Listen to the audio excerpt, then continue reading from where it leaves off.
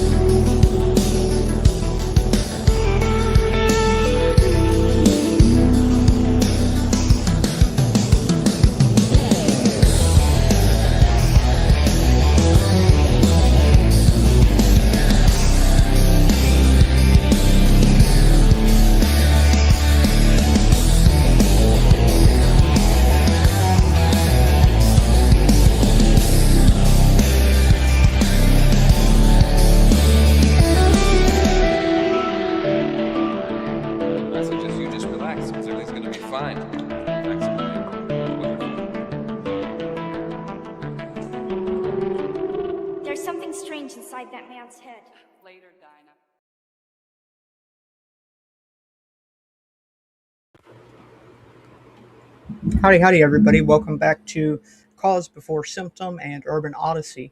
I am guest hosting for James Carner. He's out of town until probably tomorrow or Tuesday. He'll be back. And he's been out of town for a week, so I've been doing a documentary movie night series, the Age of Deceit series. We covered that last night. We did like a retrospective of it, just to sum everything up. And tonight, what I'm going to do is I'm going to just kind of cover some topics that are, I guess you could say, tangent to it or alongside it, just interesting things that I thought would be for extra information. I kind of didn't want to start anything new. I didn't want to get into anything crazy, but I did decide to use the Rumble Studio in case, I don't know if we're going to get a crazy big crowd tonight.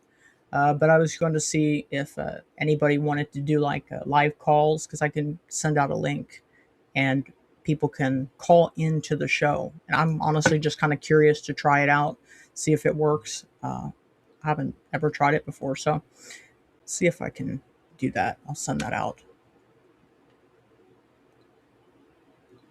I'm not sure if you have to have a PC, if you have to have a what kind of device you need. Let's see if I can send it out here.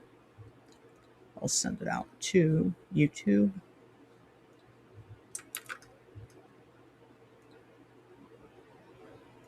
Send it out to Rumble. Boom. Probably have to send it out on James's channel. There we go.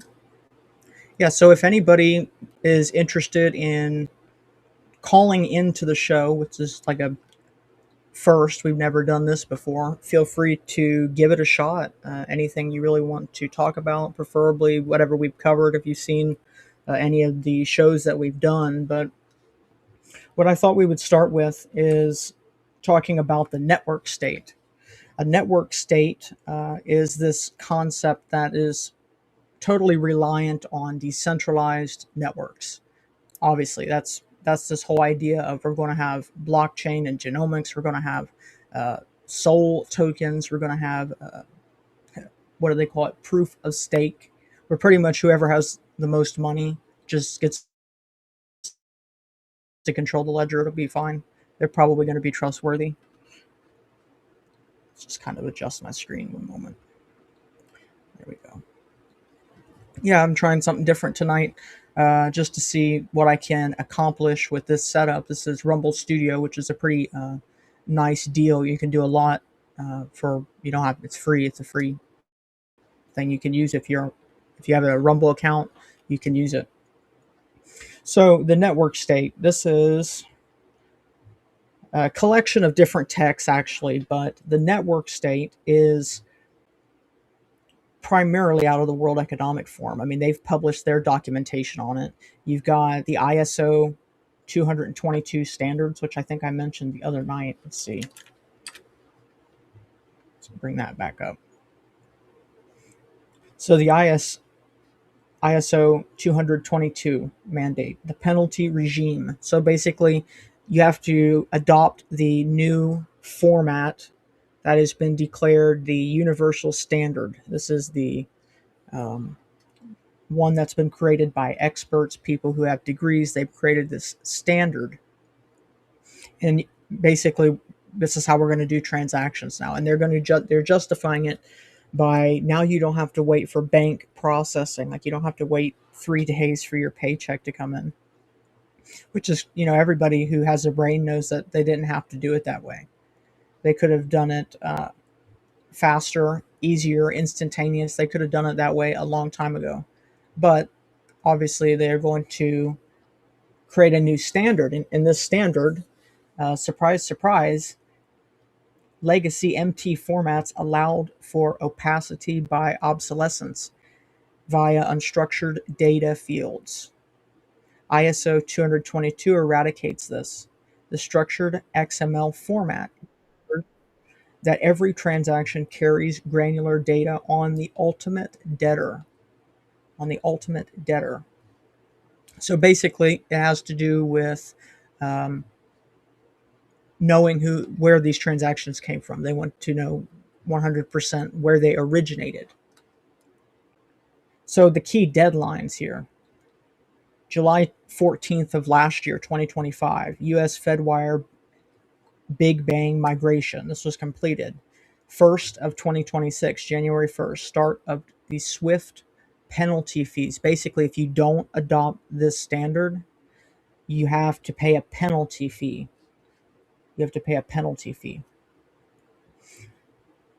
Pre-crime interdiction, mandatory purpose codes, and LEIs allow algorithms to detect dissonance and payment flows instantaneously. Assets can be frozen based on pattern deviation before a crime is committed. Predictive policing. And at the World Economic Forum, number one on the agenda a couple months ago, the meeting in Davos, was the unified ledger. It's the subject that we've been covering this week pretty much is this. And James Carner has written 5 books. I'll go ahead and might as well give him another shout out here. So the Breath Wars book series narrations, you can get those already in the description of Rumble, YouTube, and all the different places that this will be on. He's done narrations for them. The first book, Breath Wars, is on Substack. You can have the audio version on the Urban Odyssey Substack, and then the other ones are in a playlist on James's channel. So from the channel where I'm streaming at, James Carner, just go to playlist, and right here is the Breath Wars book series, the Ethiopian Orthodox versus King James, and anybody who missed the Age of Deceit documentaries, you can watch those there. So I've organized everything into a playlist, and also the Black Nobility Bloodline series for anybody who'd like to see that. So James has written a series of books on this topic as well. So this is where all kind of the roads seem to lead, because this is the optimal method to enslave everybody on a global scale. So they call it Project Agora, the Bank for International Settlements, which is pretty much the one calling the shots, because they are able to operate at such a high level. They operate through policy and standards and directives.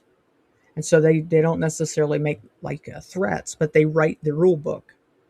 They define everything in terms of banking mechanics. So they decide that we're going to adopt the ISO standard. And interestingly enough, even in Switzerland, the president or whatever, the head of the country, Switzerland, does not have the permission to enter the Bank for International Settlements without permission from the bank manager. So it's like, who really runs that country is my question. Is pretty obvious to me. So Project Agora represents the one world ledger. It integrates tokenized commercial deposits and wholesale central bank money in a single programmable platform. Atomic settlement. The lag between payment, message, and fund movement is eliminated. This requires a pre-funded environment, trapping liquidity on the global ledger overseen by the BIS.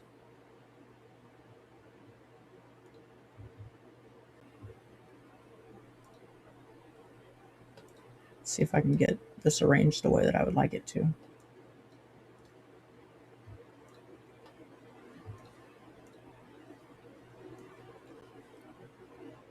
Here we go.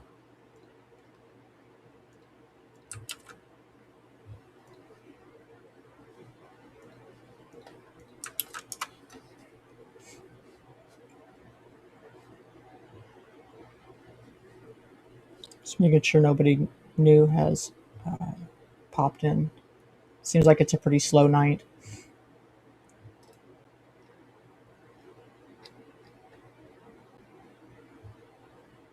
Yes, the lag between payment, message, and fund movement is eliminated. Mainly, this is how it's being sold to the public, that is. This requires a pre-funded environment, trapping liquidity through something potentially like proof of stake on the global ledger overseen by the Bank for International Settlements. The tokenization of reality, financial instruments based on quote-unquote natural capital, carbon credits, biodiversity offsets. They're being minted. Biodiversity offsets are being minted. The biosphere becomes a balance sheet item.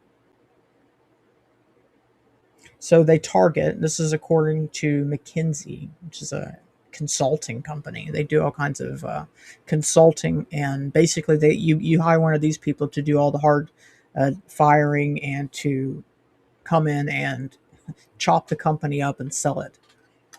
So they want to get $4 trillion of liquidity onto this ledger. This is their goal. It's what they report anyway. Is it really their actual goal? Probably not. But that's what they're telling the public. The Agora Consortium, this is the primary players in the group that is participating in this, but it's not the entire list. There's a lot of other groups participating. Federal Reserve Bank of New York, Bank of England, Bank of Japan, the Euro system, France, JP Morgan, HSBC, and Visa and MasterCard. So this is just a huge cartel that has a blockchain now. But you know what? We're not going to do the proof of work. We're not going to use the cryptographic method to make sure that it's truly secure. We're just going to do the proof of stake. If you got enough money, you can run the thing. There you go. It's the Hunger Games, pretty much. Gamified servitude. The crash of speculative pay or play to earn has given way to a sustainable behavioral modification model. Users are conditioned to view attention and time as commodities simply for this reason. You pay attention and you spend time. The EU Digital Fairness Act from late 2026 going into effect later this year. Ostensibly, outwardly, for consumer protection, this regulation effectively monopolizes dopamine harvesting, breath harvesting, the breath theft economy. It bans predatory mechanics while standardizing state-sanctioned engagement loops, like red versus blue team. Biodigital yoke. There are many internets of things, and really they swap these terms out so much. It's actually insane. You got the internet of nano things, internet of bio nano things, internet of medical things, internet of space things. It's endless, and they do this, I think, to probably confuse people. What's up, Philip? How's it going? Nice to see you, buddy. Glad to have you. We're going to just kind of cover some random stuff tonight. We're going to cover, right now we are covering ISO 222 standards.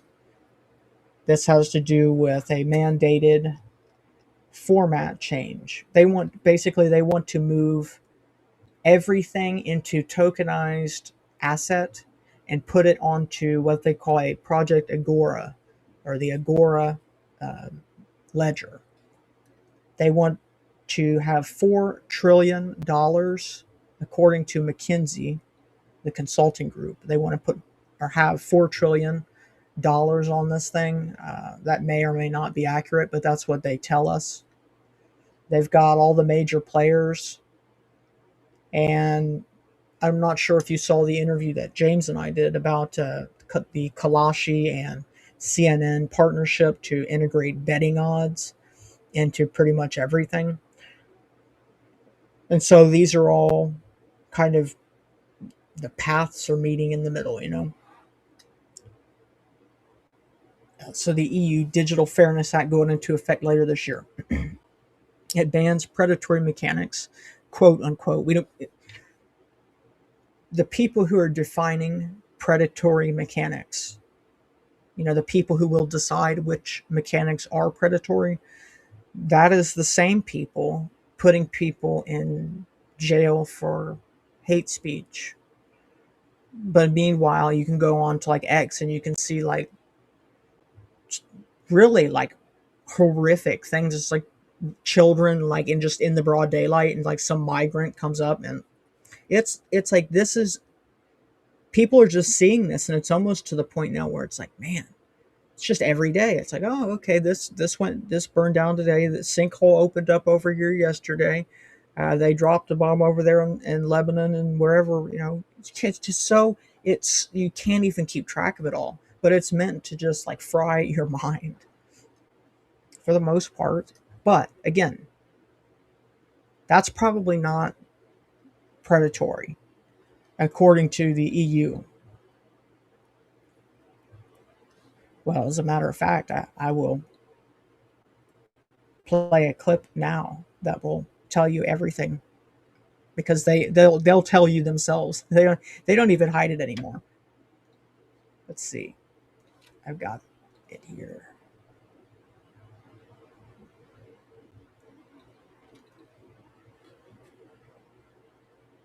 One moment.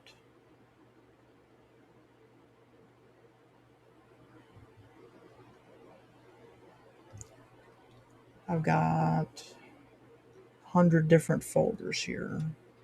And no matter what, anytime I'm going to play something, I never have it ready. As much as I want to, I never have it ready.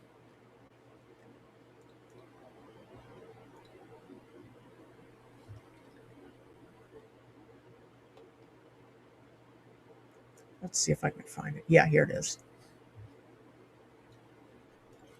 Now I got to turn on the sound. Let's do that. Awesome. We're undergoing a soft coup. Oh. Create a whole. We're undergoing a soft coup. And the idea is to create a whole new set of laws and ignore the existing human rights laws and other laws under the pretext of pandemic preparedness and the biosecurity agenda. The WHO is developing through all its nations, but with the WHO Directorate in the United States in charge, a pandemic treaty and amendments to the existing international health regulations that will remove the human rights protections currently embedded in the IHRs, will enforce surveillance, censorship, get rid of freedom of speech, require governments to censor and only push a single narrative. Also, we will be subject, if they can make this work, to vaccines developed in 100 days, which the organization CEPI is planning to do. And one of the people who founded CEPI was Jeremy Farrar, who is now the chief scientist at the WHO, to bring this forward. Other things that amendments do is to bind the states so they're no longer recommendations but enforceable edicts. Provide a liability shield, get rid of intellectual property rights, move supplies from one country to another, enforce digital passports, and the Director General of WHO can demand that a pandemic or a potential pandemic exists. He can just declare it with no standards, and then countries around the world will have to obey. Also, the WHO will tell you what drugs you can and can't use in your nation once a pandemic is declared. Obviously, the budget will increase. One Health is another part of this. One Health is a concept that was created to enable the WHO, with these documents, to take over jurisdiction of everything in the world.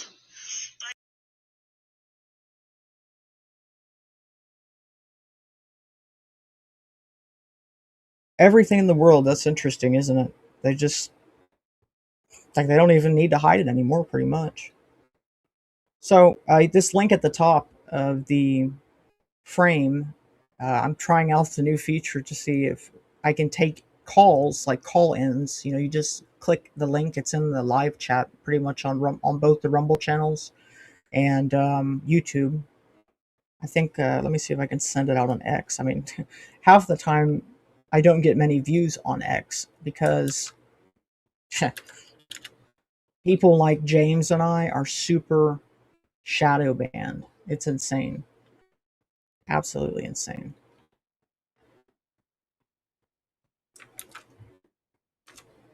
There we go.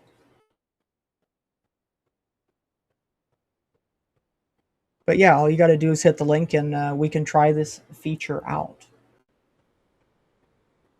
So that's pretty much, it's comparing it to the Illuminati conspiracy, comparing it to the Committee of 300 conspiracy, comparing it to the CCRU, Nick Land, GovCorp, Curtis Yarvin, J.D. Vance, Peter Thiel, Antichrist, Rapture Cult, GovCorp, and mind control. All the conspiracy theories are pretty much exactly what they're doing now.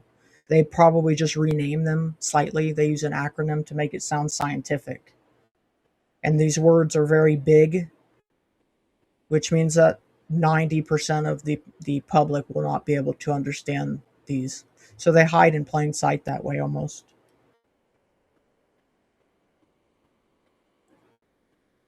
So the first target was the Agora H1 report. It scrutinized specs for programmability versus institutional autonomy. The way that this works is hilarious. Instead of using the proof of work where you have to do the Bitcoin mining, you have to break a hash, you have to do a lot of mathematical guessing. Instead of doing that, because that uses a lot of energy, we're just going to give the ledger to whoever has the most money. Just going to go simple. The best of both worlds.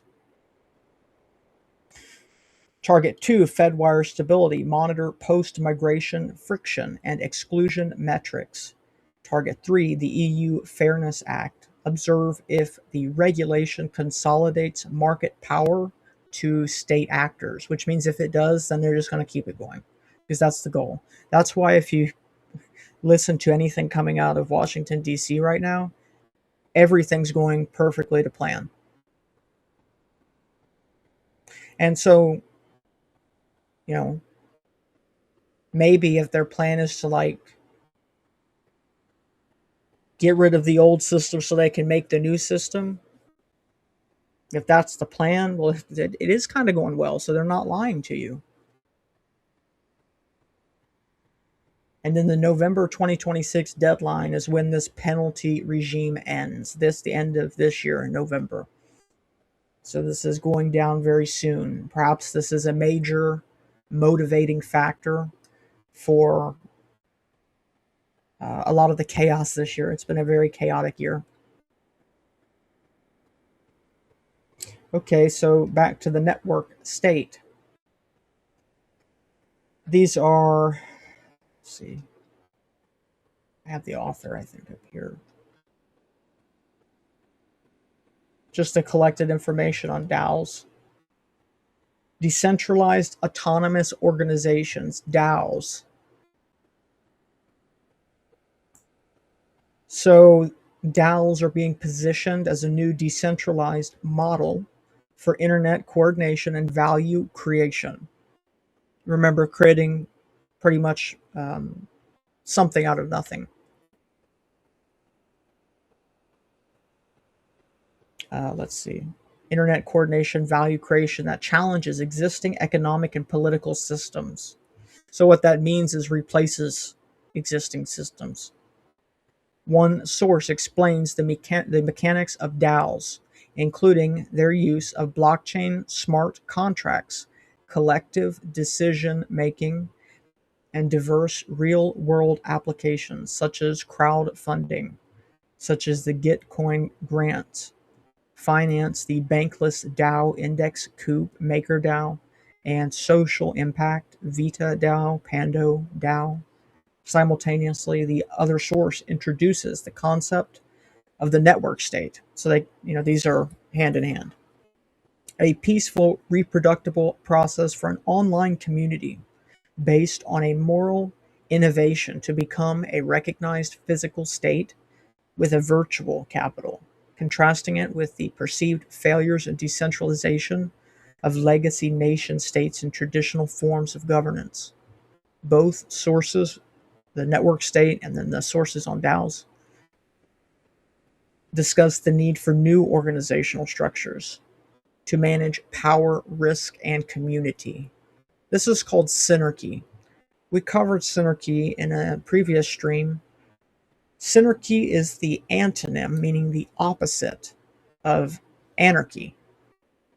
So it's basically rule by a enlightened experts elite, generally through something like a tax-free foundation. I did a video on that as well. There was an interesting book that I found that talks about foundations.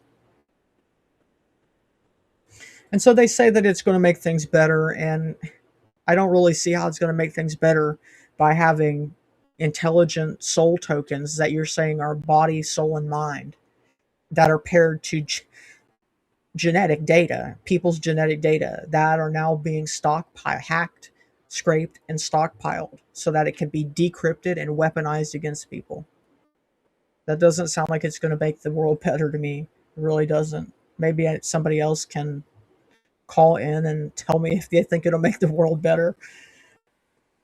The author is Balaji Srinivasan, is the author of the book, The Network State. Talks about the network state, a novel form of governance intended as a peaceful, reproducible successor to the traditional nation state. So this term Leviathans, that's very important because there's another text called, it's by The Managerial Elite. I think that's by James Burnham. And then there's another one that talks about Leviathan and its enemies. And it might be by James Burnham as well. And that is an interesting analogy. It talks about how I guess you could call them the bureaucrats, the just endless need to have processes being delegated. I guess is the simplest way to put it. For instance, you're going to have a team of people, they're assigned a task, and then you take that task and the team accomplishes it. Perhaps people divvy up parts of the task or whatever. But what's happened now is that they're bringing so many people into the club as being managers, which means that they have delegation rights. So that means that you have so many people delegating work to be done. But now I think we're getting to the point where the ratio is unsustainable. You have too many managers.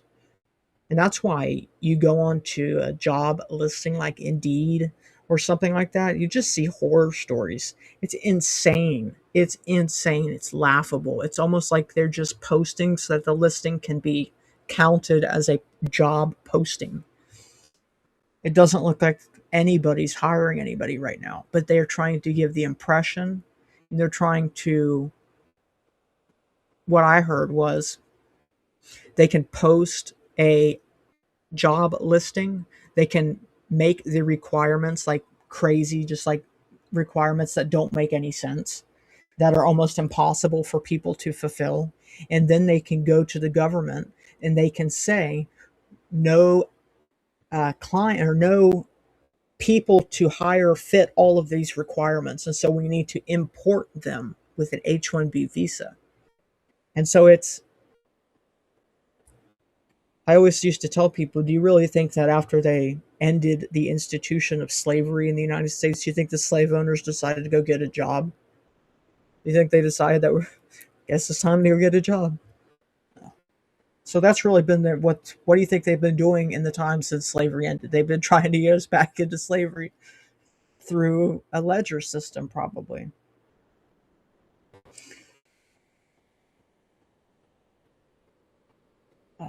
Yes, Leviathans. The central tension is framed by the struggle between three modern Leviathans: God, state, and network.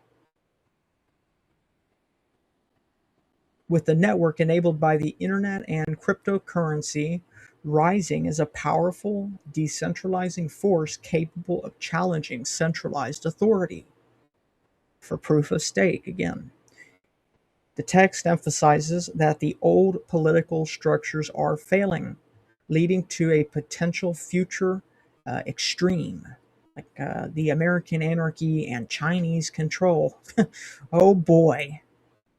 Oh boy. American anarchy and Chinese control. Like, oh boy, we need to build the data center that there's apparently they're saying it's going to put out something like 23 atomic bombs per day worth of heat in Utah. This massive uh, data center complex that's gained a lot of attention because nobody wants it, and they're like, guess what, you're going to get it. So they pretty much sold the entire Box Elder County in Utah.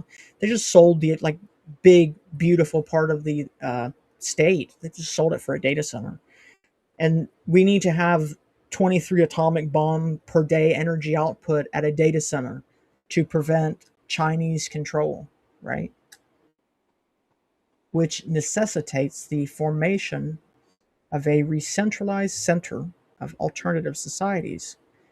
The proposed path to achieving a network state involves starting with a one commandment, a focused moral premise to build a decentralized online community or network union. Pretty much like an idea. I think maybe you could even use mimetic magic. You could even get into how mimetics are a form of communication that's arguably higher, but in a subliminal way than language. You and I can communicate because if you recognize and have a shared experience for a meme that I share, well, then it's like I know that we've had that shared experience and now we're kind of united in that. We understand that much that we've learned from that experience. So I think it's these sigils, if you will, that eventually crowdsources physical territory to create a network archipelago. I'll say this again, I'll read it again. The proposed path to achieving a network state involves starting with a one commandment, a focused moral premise to build a decentralized online community or network union that eventually crowdsources physical territory to create a network archipelago, ultimately seeking diplomatic recognition to gain sovereignty. This process of innovation and peaceful exit is presented as reopening the closed frontier of the 20th century and restoring control over areas like truth, economic, and individual liberty by patenting it and selling it back to you. And they're going to do you a favor too, because they're going to own everything and all you have to do is be happy. So then another source that goes into these notes that we're reading off of now is the text patterns of decentralized organizing. It offers practical guidance for teams seeking to function with distributed leadership and high autonomy, moving away from traditional management hierarchies. And that's probably going over well. It seems like things are getting better, right? Drawing from experiences at Lumio and Inspiral, author Richard D. Bartlett identifies 8 common challenges faced by non-hierarchical groups. I guess the spin and splice, those are, I read those last night. Spin, segmented, polycentric, integrated networks. Splice, segmented, polycentric, loosely integrated, connected entities. I think I got that right. But it's a mesh. It is a decentralized network. And they claim it is a non-hierarchical group, which if anyone knows, there's not really a such thing as a group with no hierarchy. I don't contend that that exists. So I'm interested to see how they think that this is the case. It provides concrete patterns and responses to address these challenges. Key themes include the necessity of proactively creating a positive counterculture, systematically sharing care labor, making group norms and boundaries explicit, and continually addressing power differentials within the team. This is all soft language. They use this language because it sounds tenable. It sounds like something that it's not going to be that bad, or it's not really going to be you're the bad person for thinking that. These are spells. They function the same way as spells. And so power differentials. That means WWE wrestling match kayfabe. What else did they say? Making group norms and boundaries explicit. That's like a really fancy way of just saying we're gonna have racism again. It's like the truth is like when I was a kid, the way that I was raised, it was not even something that like nobody really had any issues. It was not something you even thought about. It didn't come into conversations.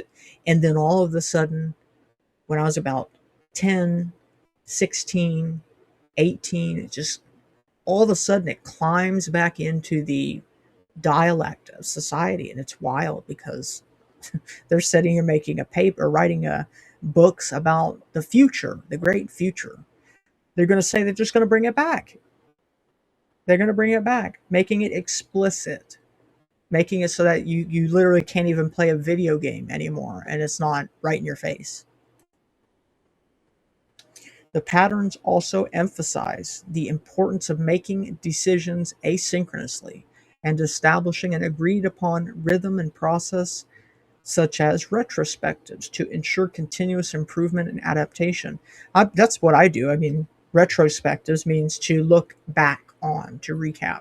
So to look back on something and to retrospect is good, but there's so many variables in this. And I did a presentation on surrogate modeling.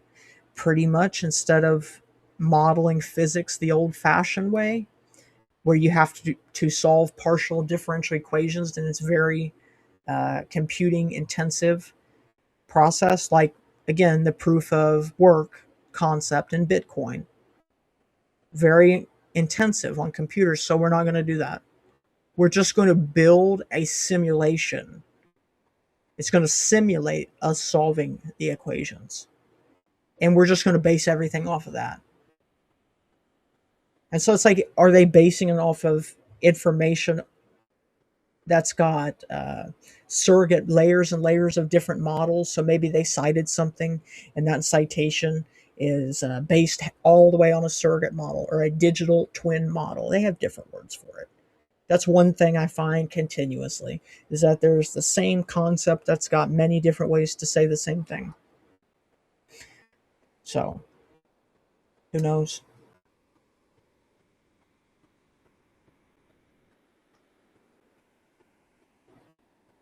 Yeah, okay, so then the next text that we're looking at, How to DAO, Mastering the Future of Internet Coordination. This text is an extensive excerpt from How to DAO, Mastering the Future of Internet Coordination by Kevin Owocki and Punkar, which serves as a comprehensive guide and philosophical exploration of decentralized autonomous organizations. The book's core purpose is to educate readers about DAOs, viewing them as a revolutionary digital model that challenges the traditional corporate structure by enabling decentralized internet-native coordination and economic systems. Through forewords and personal author journeys and detailed chapters, the text covers the fundamentals of DAOs, what they are, why they use crypto, practical applications in finance, such as DeFi, which I defined in one of the previous episodes, compensations, risk management, and ambitious future concepts like network states, exemplified by projects like Zoo, Zalu, and Afropolitan.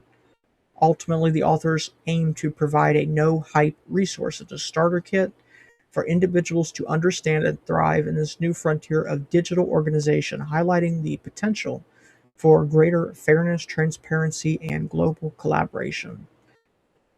So, what is a network state? I'm going to get into that after I take a drink.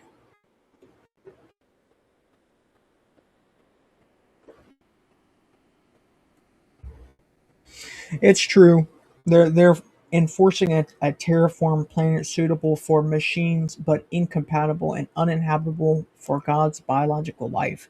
Yeah, and pretty much if they can't monetize the biological life, they're just going to do something like Monsanto did, where they're just going to patent the seeds and then have you sign a contract in the terms of service that nobody reads that says that you can't save your seeds. And then everything else that doesn't have their patented formula, it's just not going to survive the poison pesticides that's mixed into, the heavy metals and aluminum, strontium, barium. It's polymers, plastics. They call them microplastics. They tell us it's your fault for, drink, water bottles, whatever.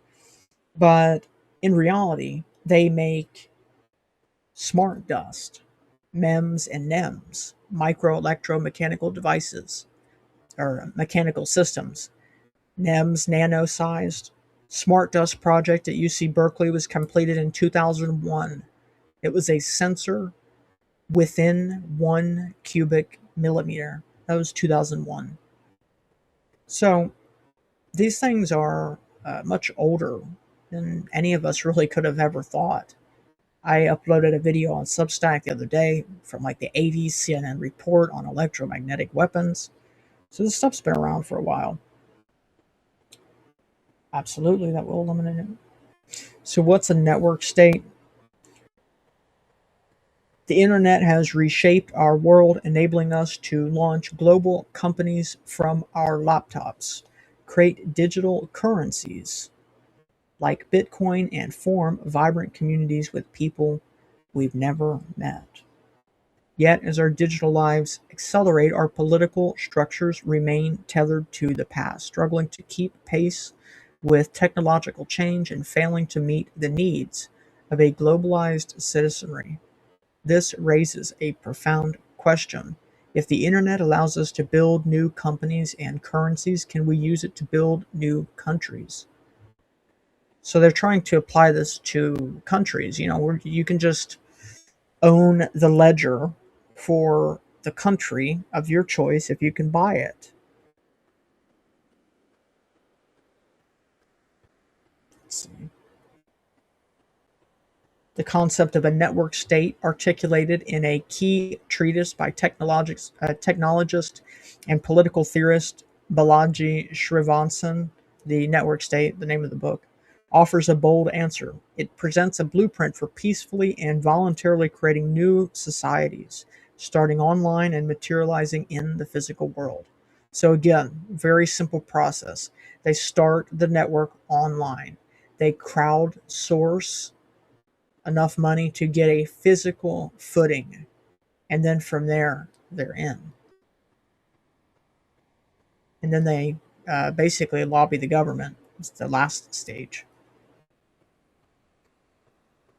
It presents a blueprint for peacefully, that's what they say, because they are not going to do anything. They are not advocating violence, but if this decentralized network, which means it cannot be anybody's fault, that's run by a computer, if somebody in that network does something bad, well, guess what? Not their fault. It's actually nobody's fault but that person's.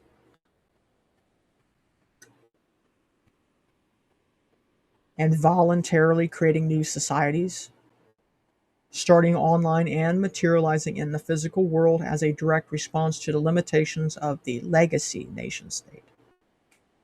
This article serves as your guide to this revolutionary idea. We will explore what a network state is, how its architecture for society fundamentally differs from that of a traditional country, this step-by-step blueprint for its creation, and the powerful forces that make this concept a tangible possibility, now seeming more like a reality, because they're talking about it at the World Economic Forum. So what is a network state? A network state is a digital-first community that forms a social network, organizes an economy, crowdfunds physical territory across the globe, and ultimately seeks diplomatic recognition as a new kind of country. It is a society organized first around shared conviction, a proposition nation built on digital consent rather than geographic coercion. In his book, The Network State, Srinivasan provides a formal definition built on several key components. First, a highly aligned, meaning radicalized extreme community. This is the foundation. It is not a causal social network, but a group united by a core belief or moral innovation. This shared purpose acts as the society's founding proposition, giving it a distinct identity, a capacity for collective action. This is the community's ability to organize and work together to achieve tangible goals. It's the crucial step beyond mere discussion, where members coordinate to build, fund, and support projects for their mutual benefit. An integrated cryptocurrency.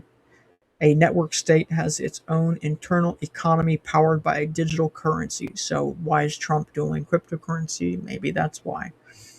This enables members to transact with each other, fund collective projects, and share in the financial success of their society. An archipelago of crowd-funded territory.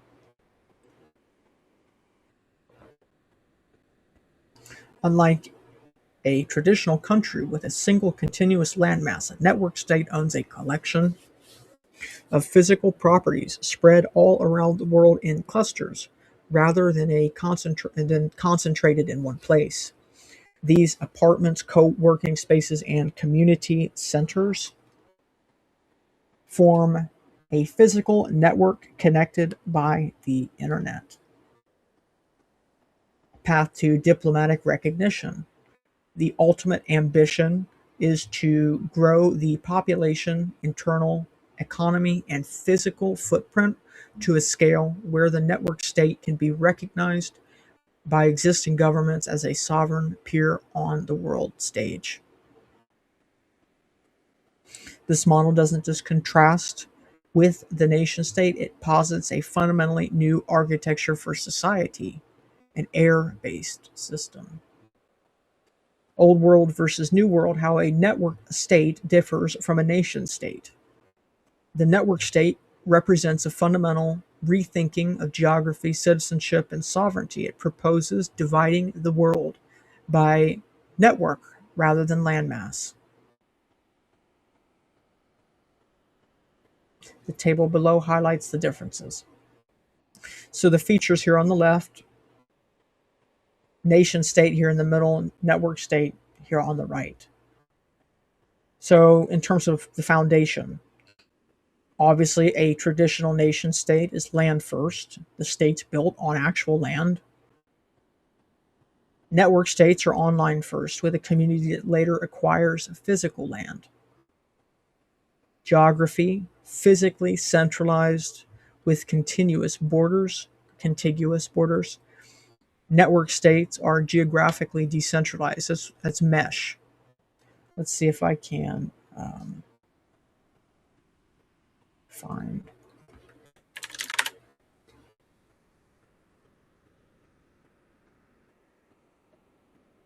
Just if you go and you search up an image of what is mesh, this is what it gives you. So you've all seen this before. It's been kind of a dominant symbol of the tech age. And so it's a type of mesh, is what comes from it. Absolutely, it's an augmented cyborg hellscape, but it's actually a metaverse because meta means dead in Hebrew. I actually got that right here.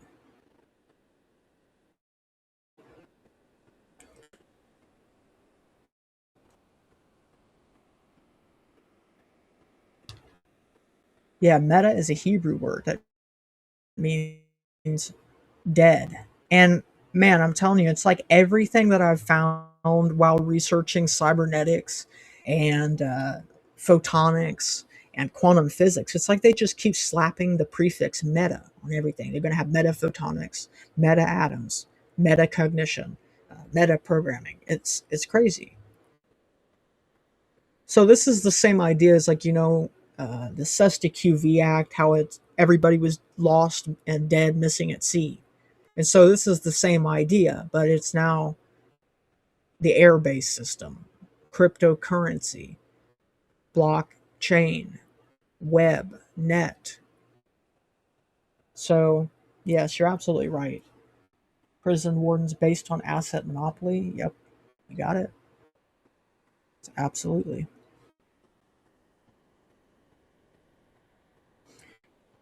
Membership. Traditional states primarily based on birthright or a long naturalization process. What is that anymore? It's like that doesn't exist anymore. 100% opt-in in terms of a network state. 100% opt-in. This is an ideology. You have to believe the mythology. That's how you join one of these, really. That's why all these corporations and companies, like when I hear people talking about going in for these interview processes, and it's like there are 4 different interviews they've got to go to. They got to pay $20 to do a background check.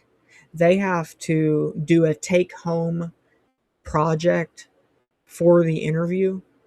So it's almost like a cult. It's actually I feel like it's easier to join a cult than it is to get a job anymore. Because 4 interviews, for one job.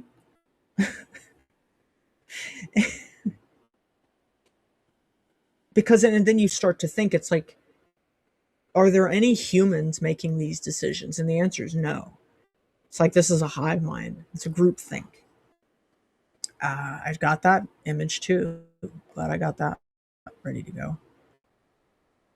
This is a gestalt or gestalt. It is basically the whole is greater than the sum of the parts. I'm not going to read it all, but I'll let people pause if they would like to read it. Basically, it means that the whole is greater than the sum of all of its parts. So it's like the human body is like, there's something more to it than just all of your body parts put together. There's like something extra, something that is a result of having it all put together. It becomes something more than it is by itself.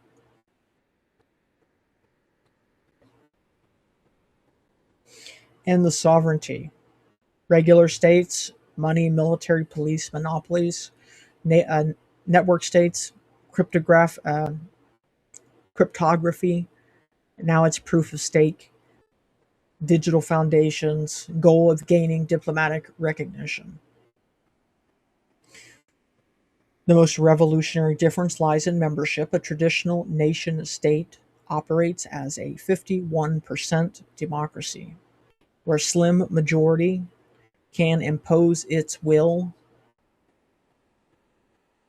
on a reluctant minority. There's an old Latin saying, "Vox populi," the will of the people is the voice of God, or popular voice. But there's various depths to it. I heard it from Jordan Maxwell.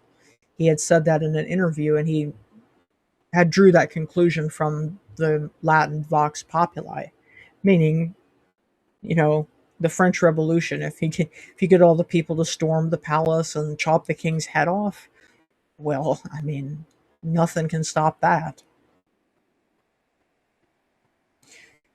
So they claim that a network state is 100% democracy, and anybody who reads history knows that 100% democracies don't end very well, because Greece is not here anymore. Like the old kind. I mean, obviously the country's still here, like the land is still here, but they tried to build a tower to the sky, and it didn't work. It didn't work either. They swore it was going to work too. They're like, yeah, it's going to work this time, man. We've got Apollo on our side. So this is the new model going forward for the 21st century, network states, and they're merging the markets with it. Pretty much you're going to be able to bet on this. That's what Polymarket is. I mean, even Substack, Substack has certain tools that you can embed tables, you can put videos in your posts, but they just added where you can put a Polymarket odd into your Substack post. So, they really want to get this in front of everybody. So why now? The rise of the network.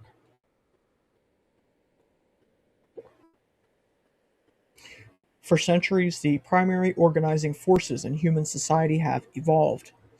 Power first resided with religious authority, God, which dictated moral and social order. Over time, this power shifted to government authority, the state, which used laws and armies and mythology to organize society. Today, a new power is rising, the network, encompassing the internet, social media, and crypto networks. This new Leviathan is actively wrestling with the state for dominance. The network state concept emerges from this collision of the Leviathans. Let's see. Because I also would like to show, yeah, you can opt out, that's true. And the stuff that's being pretty much put into everything, all of the plastics, polymers, smart dust, MEMS, NEMS, um, so much stuff. PLGA nanoparticles, I've got notes on all of that. I was going to show you the 6G white paper. We read the 6G white paper. Uh, I did the whole thing. This is from 2020, and it was a very advanced, uh, highly technically worded paper. And I went through, and you can access all of the notes. That's what smart dust looks like. And hardly see it. And I tried to give translations for what the hell they were saying in the 6G white paper. But I can also say this. This is pretty crazy. Hold up.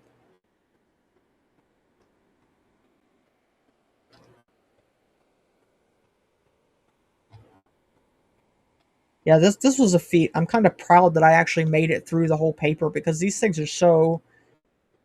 There's no way I could have made it through the paper if I wasn't making a series out of it. Because these things are just. It's like it was an exercise to read that paper. Yeah, look at this. This was a figure that was actually in the paper. This guy is sitting at a desk, and there are nano cameras in the wall. In his beanbag chair is a wireless link. Application scenarios of molecular communications in the Internet of Nano Things and Bio Nano Things. And so they're not even hiding it. They're just going to say we're going to have smart dust in your walls. That's 6G. Physical entities associated with quantum networks. Using quantum computing is a big interest. This is the projected timeline. Let's see. 2026 right here. If you can see my cursor right there. 2026 6G requirements. Looks like they're going to standardize it beyond 6G study, which means 6G is already probably outdated or they're already done with it. They're already ready to go further. This ends in such a way where the people are the network. The people are the network. This is all. You can go on my site. All the links are down in the description. And all these notes, I highly suggest people check out this series. It was a pretty beefy series, but I guess if there's a specific part of it that you want information on, I set it up in such a way where I read one chapter or one section and tried to translate and started putting these words into a dictionary because there's so many new words. It's insane. What are they trying to say? Like, what is this going to do for us? What they say, hardware must be able to change frequency and function instantly using materials like graphene to operate across all bands. So what are they really saying? It's basically an admission that graphene is essential for the interface. It confirms that if graphene is introduced into the body via VAX or chemtrails, it acts as a tunable antenna. The system can change frequencies to match your personal bioresonance, locking onto you, almost like a guided missile. So I tried to translate as much of this stuff because it's hidden deliberately. I read the paper and I can now say with 95% confidence they're deliberately using this language to obscure what they're doing, what they're really talking about. So they call it, for instance, if you're out enjoying the day and you breathe in some smart dust, it's not smart dust, it's now a wearable medical device. And that's what they call it when they talk about it. It's wearable medical devices. Wearable medical devices. Because remember the video clip that I played, this is going to be used to create a whole new set of laws under security and the medical emergencies. So I have that available. So here are 3 key battlegrounds where the network is challenging the state's traditional monopoly. Let me bring this over here so that. We can see the chat at the same time.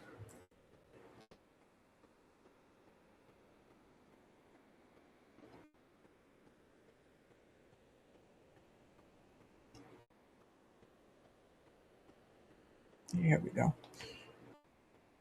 So first is crypto economy. They're saying it's better than the fiat economy. Cryptocurrencies like Bitcoin. And it's important to note that when I put all this together and did the research on network states and DAOs, it was when I first watched the Age of Deceit 4 documentary, and I hadn't discovered liquid intelligence and INFTs yet. So now I understand that when they say that it's going to be secure and it's going to be a good option because Bitcoin is good for security, that's not true because they're not using proof of work. They're using proof of stake. So, take that with a grain of salt. They're saying no state can unilaterally print more Bitcoin. But again, if they're using proof of stake, see, I think I've got points on that somewhere.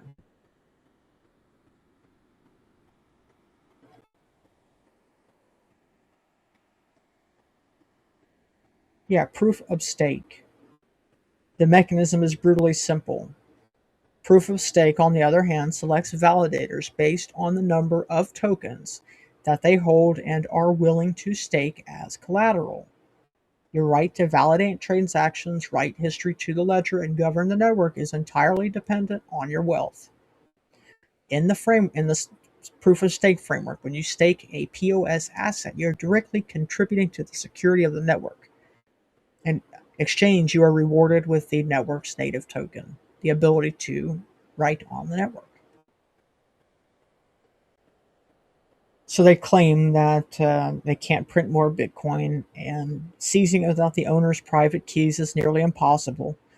So, to some extent, there is a few good things about it, but proof of stake pretty much makes the whole thing not worth it. Peer-to-peer is better than the state media. Social media and decentralized information networks allow individuals to communicate directly, bypassing the traditional gatekeepers of state-controlled or state-influenced media. Information now flows globally without official approval. And that's true, back when I first started making YouTube as I was 11 or 12. It used to be so different. Like you could just use music because people like music and you would want to put a cool song in the video. And everybody knew that you wanted to put a cool song in the video. And so it was fine. You just uploaded the video. Everybody liked it and it was a great time. But now, if you sing happy birthday and somebody sounds in such a way that it trips up the AI, your video is not making money. There's no way that I don't even know how people make money on YouTube. They just would never choose that platform to make money on. And it's not like that. It's not worth it to have a video that I can't have a song in the intro. It's not worth it. They just steal the money, basically. It's like whatever the video makes, they take the money. So, but if it were the good old days, sure, this would be true. But if you've got DARPA, AI bots, Alice and Tammy, artificial linguistic internet computer entities, and thought and memory interfaces, and fake AI profiles, in other words, and you're steering public opinion that way, I'm not necessarily sure. So, remote is better than in person, and that's kind of it's just kind of falling flat on its face right now. The rise of remote work has untethered talent from geography. Sure has, hasn't it? Individuals now have greater freedom to choose the laws and governments they live under by simply walking right over the border. Reducing the state's hold on its citizens as physical presence is no longer a prerequisite for economic participation.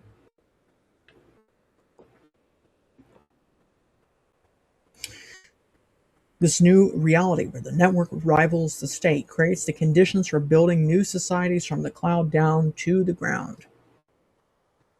4-step guide to building a network state. First, creating a network state is a long-term, ambitious process that follows a clear progression from a digital idea to a physical, internationally recognized reality.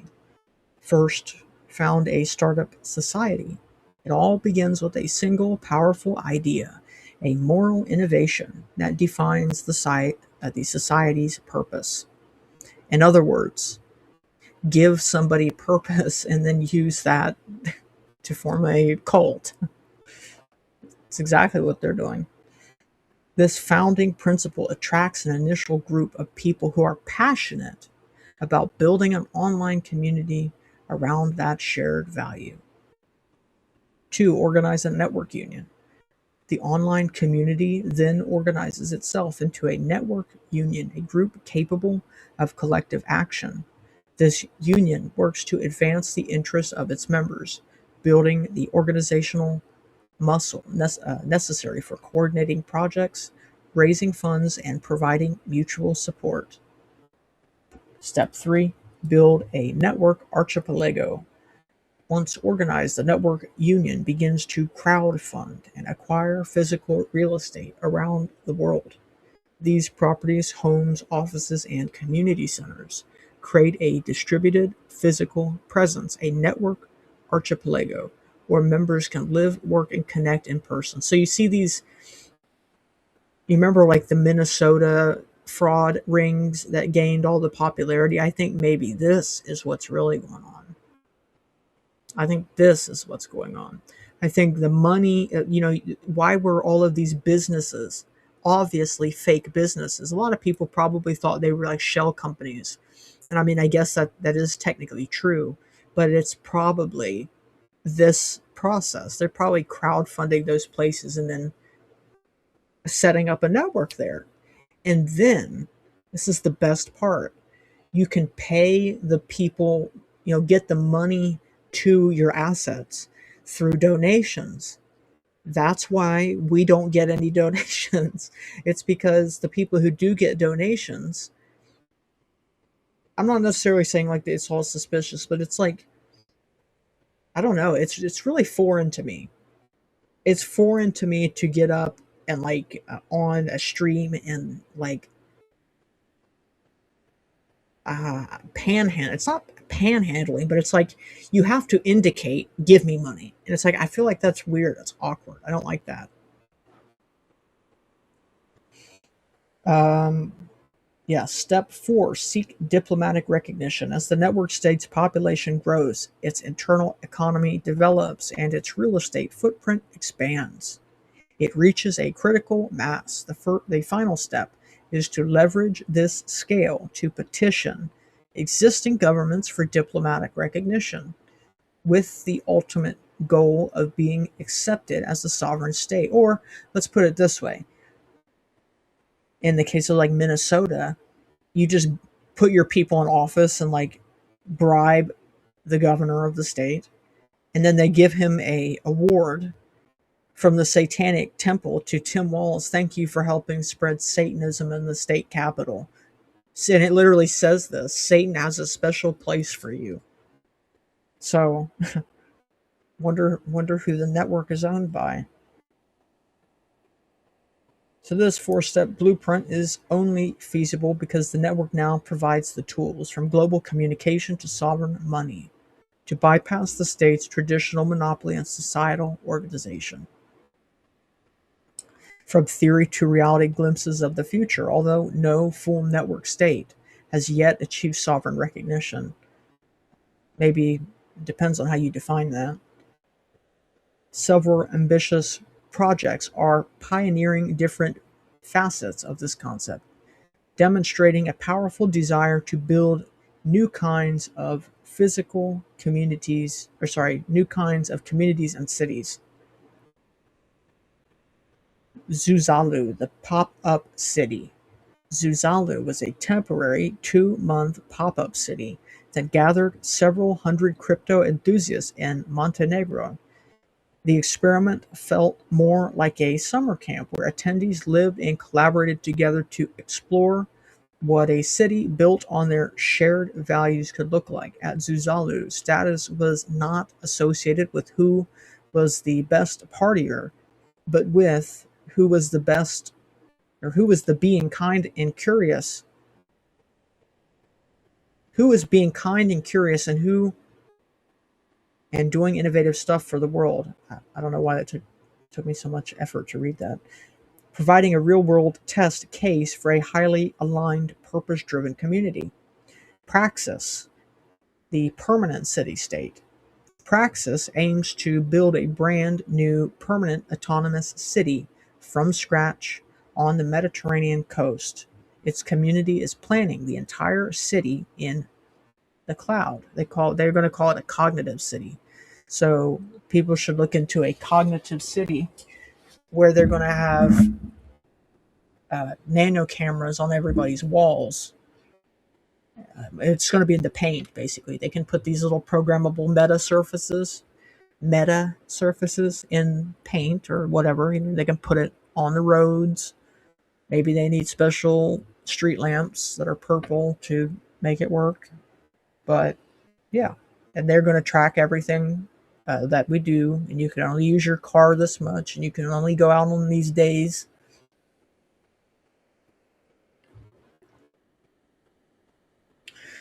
Its community is planning the entire city in the cloud, with members contributing to its development before a single shovel hits the ground. Praxis seeks to create a modern city-state dedicated to shared principles, including a focus on physical health and vitality. Afropolitan, the digital nation. Afropolitan's mission is to create a digital-first nation for the global African diaspora. Interesting usage of the word. The project began by building an online community and issuing digital passports with long-term vision to establish physical, sovereign Afro towns worldwide. Founder Ichio Mole was inspired by Alexander Hamilton's. Oh boy. You mean the guy who started the first central bank? Great. That's great inspiration. Inspired by Alexander Hamilton's inquiry of whether societies could be created through reflection and choice, or whether they were forever destined to depend on their governance through accident and force. Afropolitan is an attempt to build a nation for the African diaspora by conscious design, not historical circumstances. Yeah, they love their buzzwords. They really do. So it's just a new blueprint for society. Is it? Yes. It doesn't mean it has to be a good blueprint for society. But yes, they're going to pretty much force it down everybody's throats, whether you like it or not. Because basically the ship is sinking and nobody knows how to fix it now. So, like, hopefully this AI system can fix it. Right? The network state is a radical approach. Appreciate it, buddy. Jolly Roger 1984. Great work. Glad I found the channel. Appreciate you. Thank you. I'm glad you did too. For the radical proposal for the 21st century, an online first 100% opt-in community that seeks to peacefully establish a new kind of country through voluntary association and technological innovation. These are buzzwords here. It's so many buzzwords. And, you know, it's actually scarier when you realize that these buzzwords make them feel good about what they're doing. And so it's the reason that they cling to these buzzwords is because they're not gonna say that they're basically genociding a population to make this happen. No, they're gonna say voluntary association and technological innovation, because they're doing technological innovation in Gaza when they're testing out all of the technology. That's technological innovation. So I'm saying that I think that they actually are like really batshit crazy. They're really, really delusional, because they use these words to cope. It's like a really, really messed up cope. It's insidious, actually. That's why I argue that there's a very real aspect of insanity, diabolic schizophrenia to evil. because if it works by forcing you to turn on yourself. It's also an alignment protocol, absolutely. Absolutely. Because they know that birds and fish and bees move in a hive mind. You know, they can fly and sink. They can fly or swim and sink. Bees and hives, it's the same idea. And so they're building a hive mind. They believe that this is going to make us, a herd, a group think. They think it's going to make us stronger, though. And that comes at the sacrifice of individual liberty, sovereignty. This idea is not fantasy. Oh, we know it's not. It is a direct response to the rise of the internet as a global organizing force and a growing dissatisfaction with the failures and limitations of legacy institutions. It leverages digital tools to enable forms of human coordination that were never before possible, turning the abstract idea of an internet country into a tangible blueprint. The future of network states is far from guaranteed, but the concept represents a concrete tool for building new futures. It transforms the question of governance from a debate over existing systems into a challenge of creation by moving from a model of 51% democracy based on coercion to a 100% democracy based on consent. It empowers us to use the internet not just to connect with each other, but to actively build better societies together from the cloud all the way down to the ground. Basically, let's see if I can if I can find this image. Because, I mean, it's not really a. Let's see. Yeah, here it is. It's basically we're just going to build straight down to hell, down to the ground, and then bear with me for a moment. This is they think this is genius what I'm about to tell you right now. They think that they're going to fool God with this.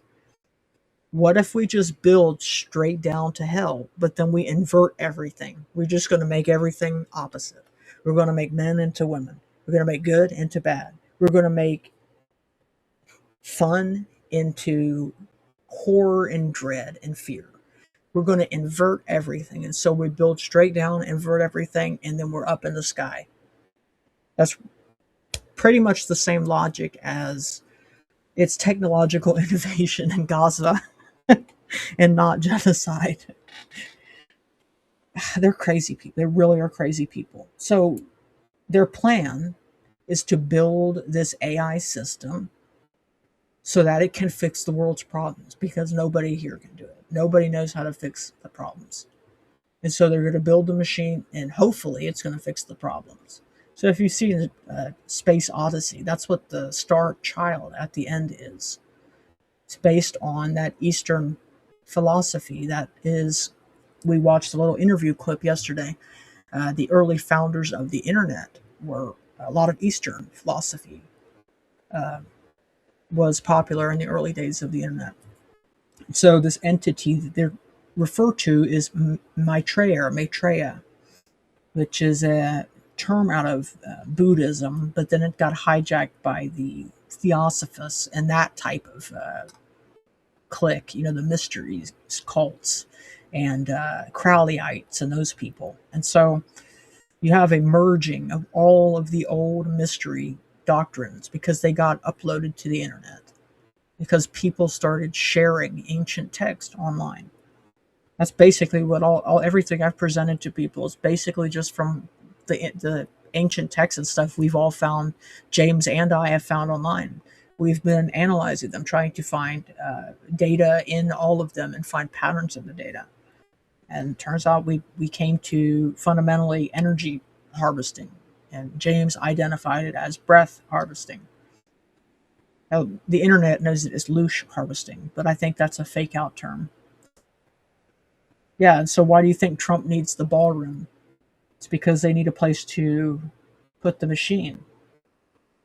Obviously, you want to put it under bedrock. And so that's why they had a perfect setup to drill to the bedrock level. That's why they're digging underground. And then that got exposed, and now they have to say it's for national security. And first Trump was paying for it. Now we're paying for it. And they're going to put a data center in your backyard, and they're going to take your house to boot, and you better get your taxes paid on time, not a day late. So it's pretty crazy. They're absolutely crazy people. But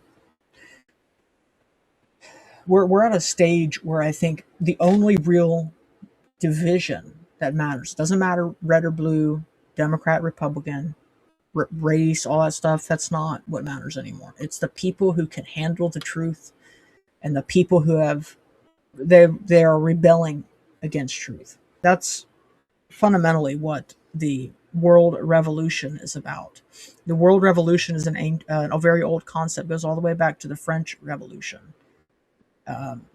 Author Nesta Webster wrote a book about the world revolution movement.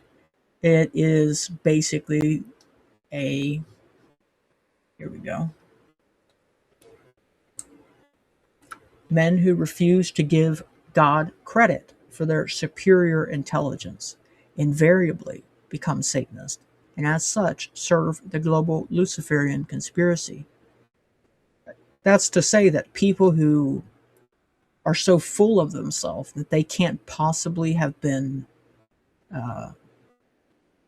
they can't possibly be accountable to anybody. Nobody made me that type of personality. And so that's a type of rebellion.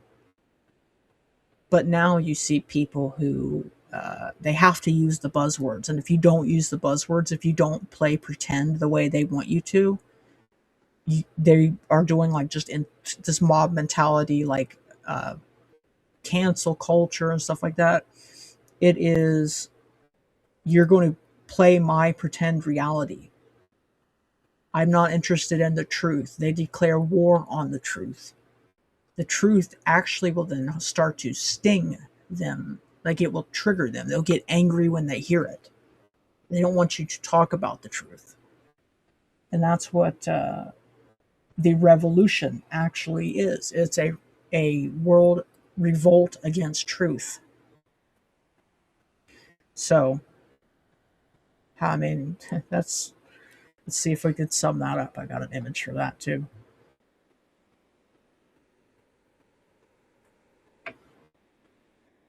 Pastiche. The word is pastiche. Means a mockery or a poor imitation. Pastiche. Today we have fallen so far down Alice's rabbit hole that we have actually reached the Emerald City of the Queen of Hearts. Today we live in Pastiche. A real-life South Park episode, basically.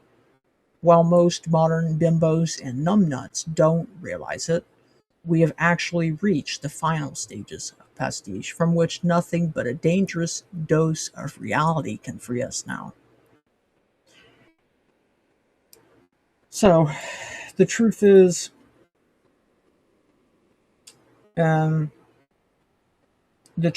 think that this is failing miserably already, and I think they're trying to hide that because Microsoft pretty much tried to have their whole programming workforce use AI coding assistant, and then they got the bill for it, and then they got the token cost bill for the year, and they canceled. They're like, you're not using that anymore.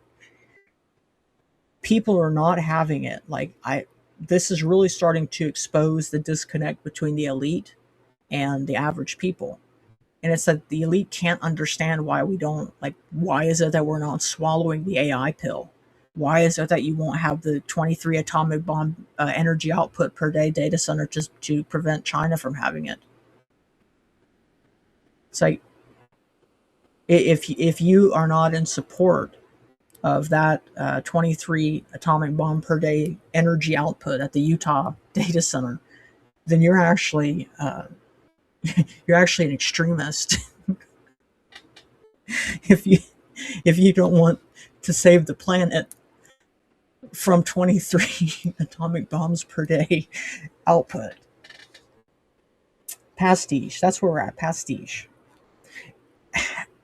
it's hard to even reason with the reality now.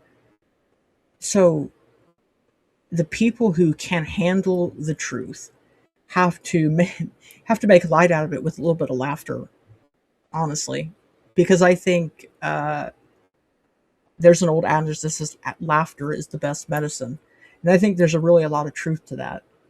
The fact that it works, I mean, really, if you can make somebody laugh, if they're even in their like the worst moment, if you can get like a good laugh out of them, you can at least give them 30 seconds, a minute of relief. So there is something to that. Um, but it's like, man, I used to laugh at the show South Park. It's a funny show. And so now it's happening in reality. It's like, I really do feel like sometimes there's somebody in like an Impractical Jokers, like, now drop the AI picture of Donald Trump with the alien elves that the internet's been going crazy over. Oh man. But yeah, guys, I think I'm going to probably cap it off there. That's a good intro to the network state. Yeah, I'm not sure if Carner will be back tomorrow. He might be back tomorrow. He might be back Tuesday. So if you guys see me tomorrow, we'll find something else to do. I'm not sure what that is yet, but if not, I will see you the next time I host. Hopefully, you guys learn something new, because that's really my goal in presentations and whatnot. I do this to help myself learn, because you to teach something is to learn your like to perfect a skill. That's why you have professors and stuff. They good ones. I mean, some of them are not too good anymore, but they will eventually go and teach, because that's kind of the final way to master something. So I do it to teach myself, one, and then I also do it to teach other people, but not necessarily that you have to just like believe everything I said, and because this is the only truth. And if you don't believe what I said, then you don't believe in the truth. No, I'm just saying this is the information I found. Here's what I found, where I found it. You can read it if you want. Maybe there's one part that stuck out to you. Maybe two parts did. But as long as you learned something new, it doesn't matter what it is. Nobody can say it's a worthless experience. EW Productions says, my mom was a RN her whole career, and she said that statement at one time. She said making her patients smile worked better than any medicine. It really does. It really does. And I don't know. I think we're kind of getting into the extreme territory now, where it's like it's either that, or they're going to go and tell you that you need pharmaceutical drugs, or that you need this, that, and the other. And what it's going to do is it's going to make somebody rich, and it's going to probably do that at your expense. And I put it this way. I wrote in a comment to somebody maybe today or yesterday that the reason that I have certainty that God exists is that because when you have an animal, like a cat or a dog or something like that, there is like a pure type of love that they can show that's unconditional. And so for that to exist in an animal, which, most people think like animals are like kind of slightly below humans just because they don't have like the full conscious awareness, quote unquote, that we have. But the idea is that if that exists, if that possibility or potentiality exists in animals, I would argue that there has to be some intelligent design of that. And at the same time, laughter is the best medicine. I think there's some crossover there, because it's like, I don't know, things started to get really weird when they started canceling people for good jokes. That was like sad. The good jokes, like people like used to make great jokes. Internet, man, it was great back in the day. Back in 2008, 2009, you could find the funniest people on the internet, and man, there are still things that I remember, like little catchphrases and things that were, I guess you could say, early memes. And it's like the stuff that they did back then would not fly. And it was funny. It's like, okay, I understand that people can be offended. But really, the way that I look at things is that I think that if you can laugh at the words don't have any power over you. I'm not saying you can't offend people just to be mean. Like, definitely people can do that. But I think that, and not just me actually, this was a pretty big unspoken rule back in the day. It's like if we can all agree to all be the butt of the joke, well then there's a sense of freedom to that, American freedom to that. And that's what's not, like, that's kind of what they've been trying to snuff out. A dog's tail is connected to their soul. Yeah, that's true. Entropy is undefeated. Their hubris will be their downfall. That's true. Absolutely. Pride before the fall. And with that, guys, if you haven't hit the like button, please hit the like button on James's channel, on my channel, Rumble, YouTube, whatever platform you're on. If you haven't followed the channel, please do it. It helps us out. I really appreciate it. And I will see you guys in the next one. Questions, comments, concerns, I would love to hear them. So I appreciate each and every one of you guys. I will see y'all in the next one. Take care, guys. Have a good night.